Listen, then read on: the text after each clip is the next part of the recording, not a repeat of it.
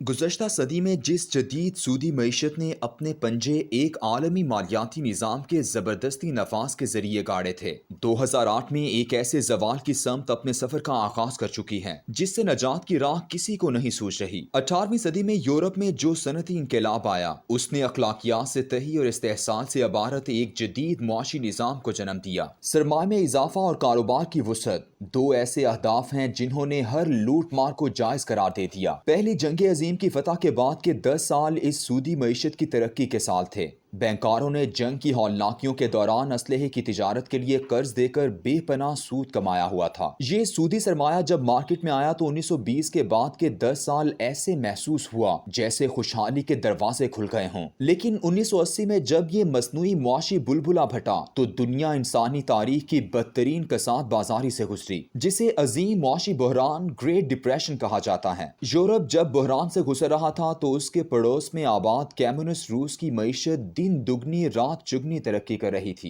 Communist रूस की मईशत की तरक्की की सिर्फ एक वजह थी कि वहां सूद मौजूद नहीं था। कम्युनिस्ट रूस के तजर्बे के नतीजे में अमरीकी सेनेटर कार्टर ग्लास और कांग्रेस के रुकन हेनरी बी स्टीगल ने बैंकारी से मुतालिक एक एक्ट पेश किया जिसका मकसद ये था कि कमर्शियल बैंकों को सरमायाकारी बैंकारी से अलहदा कर दिया जाए। ये बिल 1933 में पास हुआ जिसके तहत सरमायाकारी वाले बैंकों और सिक्योरिटी फर्मों के खातेदारों को रकम लेने से रोक दिया गया ताकि आम आदमी यहाँ तक कि रियासत का सरमाया भी सूद की तबाहकारियों से बच सके। ये सूदी निजाम की बहुत बड़ी शिकस्त थी, मगर दूसरी जंग अजीम ने एक बार फिर इस इस्तेहसाली सूदी बैंकारी और मुआशी निजाम को सहारा दे दिया और इन्होंने 1945 में ब्रिटेन वुड मुआहदे के जरिए पूरी दुनिया को एक आलमी सूदी मालियाती निजाम में जकड़ लिया। 50 साल तक ये इस्तेहसाली निजाम जाली करेंसी, हुकूमती कर्जों, आलमी आजादाना तिजारत और अखलाकियात से आरी कॉर्पोरेट कल्चर के बलबूते पर दुनिया में राज कर रहा था कि 2008 में ऐसा सवाल शुरू हुआ कि दुनिया की बड़ी बड़ी मईशतें सटपटा कर रह गईं। अभी तो इस मुआशी निजाम का सिर्फ एक ही बुलबुला फटा था जिसे प्रॉपर्टी का बिजनेस कहते हैं, लेकिन यूरोप और अमेरिका के हर बड़े शहर में लोग इस निजाम के खिलाफ सड़कों पर निकल आए। न्यूयॉर्क के मुजाहरे में कुत्ते के गले में उन्होंने अपना वो नारा वी आर 99%, हम 99% हैं लिख कर लटका दिया, जिसका मतलब था कि ये निजाम सिर्फ 1% के लिए है। सरमाए का इर्तिकाज, ज़ख़ीरा अंदोज़ी, मुनाफाखोरी, ज़राए पैदावार पर कब्जा और छोटे कारोबार करने वाले से लेकर आम सारिफ तक हर चीज का इस्तेहसाल मुसलसल जारी है। इसकी बदतरीन मिसाल पाकिस्तान का ताज़ा तरीन मुआशी बहरान है जो अशिया की कमियाबी और कीमतों के दिन ब दिन बढ़ने की बुनियादी अलामतों से वाज़ेह होता जा रहा है। गुज़श्ता एक साल से इमरान खान साहिब की तमाम हिकमत अमली अगर कोई है तो वो मुकम्मल तौर पर नाकाम हो चुकी हैं और इस सूदी मालियाती कारोबारी निजाम में उनके लिए नाकामी ही नाकामी है। रियासत मदीना का बार बार जिक्र करने वाले इमरान खान अगर ठंडे दिल से इस मुआशी निजाम का मुताला कर लें तो रास्ता रोज़े रोशन की तरह वाज़ेह हो जाएगा और बहरान से निकलने में ज्यादा वक्त भी नहीं लगेगा। रियासत मदीना की मईशत दरअसल जदीद दुनिया के लिए ऐसे रहनुमा उसूल मुरतब कर गई हैं कि आज भी दुनिया के लातादाद मईशतदान इन्हीं उसूलों को इंसानी फलाह का बुनियादी रास्ता तस्वुर करते हैं। ये मईशत सिर्फ बैंकारी निजाम को तब्दील करने से नहीं वजूद में आएगी, बल्कि इस्लाम की ये जामे मईशत एक ऐसे बाजार के गिर्द घूमती है जो सैयदुल अंबिया सल्लल्लाहु अलैहि वसल्लम ने बुनियादी इस्लामी उसूलों के तहत मदीना में कायम किया था और जिसने मदीना में पहले से कायम यहूदियों के 4 बाजारों को वीरान करके रख दिया था। ये कैसे मुमकिन हुआ?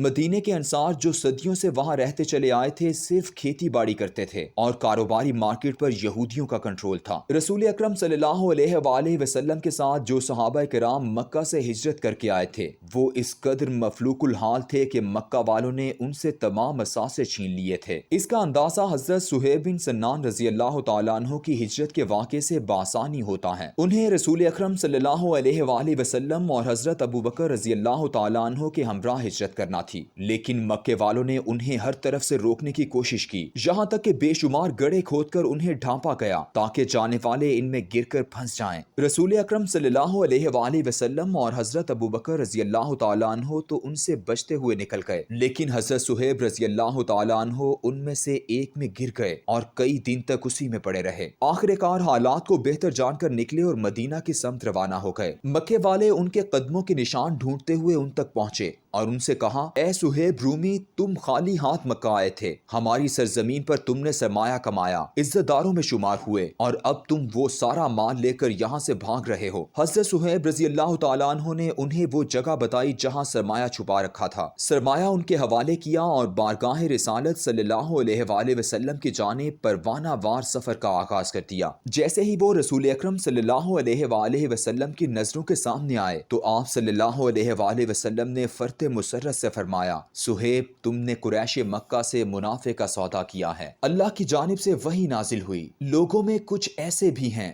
جو خدا کی رضا کے حصول کے لیے اپنی جانیں بیچ دیتے ہیں۔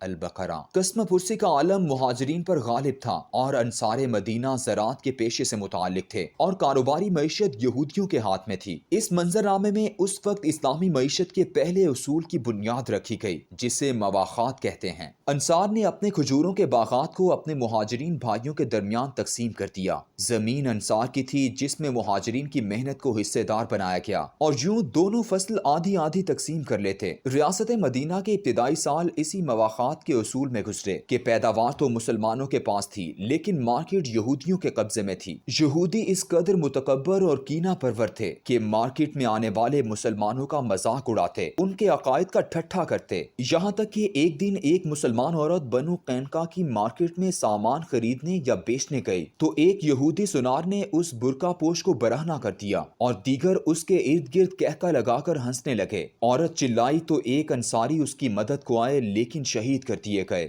یہ وہ دور تھا کہ مسلمان ابھی ابھی میدان بدر میں مشرکین کو شکست دے کر فتح یاب ہوئے تھے، لیکن اس کے باوجود یہودی اس قدر تکبر میں تھے کہ ایک دفعہ رسول اکرم صلی اللہ علیہ وآلہ وسلم یہودیوں کی ایک مارکیٹ میں گئے تو یہودیوں نے آپ صلی اللہ علیہ وآلہ وسلم کو مخاطب کر کے کہا اے محمد آپ اس فتح سے زیادہ خوش نہ ہوں، آپ نے ان سے لڑائی کی ہے جنہیں جنگ کا کچھ پتہ نہیں تھا، اگر انہوں نے ہم سے پنگا لیا ہوتا تو انہیں پتہ چل جاتا کہ ہم ہی وہ لوگ ہیں جن سے ڈرنا چاہیے۔ باقی آئندہ۔